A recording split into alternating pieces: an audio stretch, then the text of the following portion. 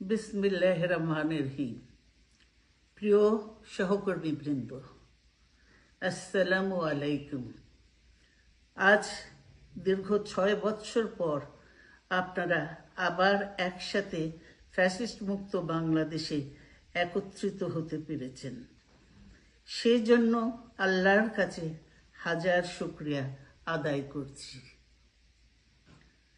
দীর্ঘ ফ্যাসিবাদী বিরোধী সংগ্রামে যারা শহীদ হয়েছেন এবং সম্প্রতি জুলাই আগস্টের ফ্যাসিবাদী শাসকদের নির্মম ভয়াবহ দমন নীতির কারণে গণহত্যায় যারা শহীদ হয়েছেন তাদের প্রতি আমি শ্রদ্ধা জানাচ্ছি। যারা আহত হয়েছেন তাদের প্রতি জানাচ্ছি আন্তরিক সমবেদনা।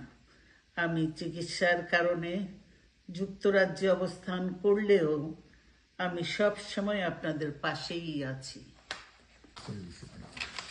দীর্ঘ 15 বছর গণতন্ত্রের জন্য, আমার মুক্তির জন্য আপনারা যে নিরন্তর সংগ্রাম করেছেন এবং আমাদের অসংখ্য সহকর্মী প্রাণ দিয়েছেন, জুলুম নির্যাতনের শিকার হয়েছেন এবং প্রায় 1.25 লক্ষ মিথ্যা মামলায় জর্জরিত হয়েছে, এখন আদালতের বারান্দায় ন্যায় বিচারের জন্য ঘুরে বেড়াচ্ছেন। আপনাদের এ ত্যাগ শুধু দল নয়, জাতি চিরকাল স্মরণ রাখবে।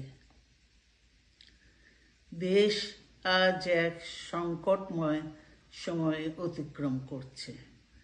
আপনাদের এবং ছাত্রদের সমন্বিত আন্দোলনের ফলে ফ্যাসিস্ট শাসকেরা বিদায় নিয়েছে। একটা অন্তর্বর্তীকালীন সরকার গঠিত হয়েছে।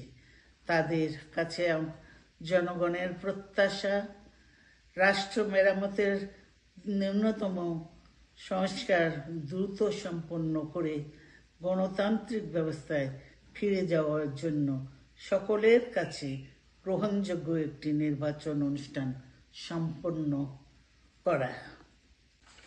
আমার অবর্তমানে দলের ভারপ্রাপ্ত চেয়ারম্যান, সিনিয়র নেতৃবৃন্দ এবং আপনাদের সকলকে সাথে সঙ্গে নিয়ে নিরন্তর কাজ করে দলকে সুসংহত করেছেন। আমি আপনাদের ধন্যবাদ জানাচ্ছি। আমি বিশ্বাস করি আপনারা শহীদ প্রেসিডেন্ট জিয়াউর রহমানের আদর্শে আরো উজ্জীবিত হয়ে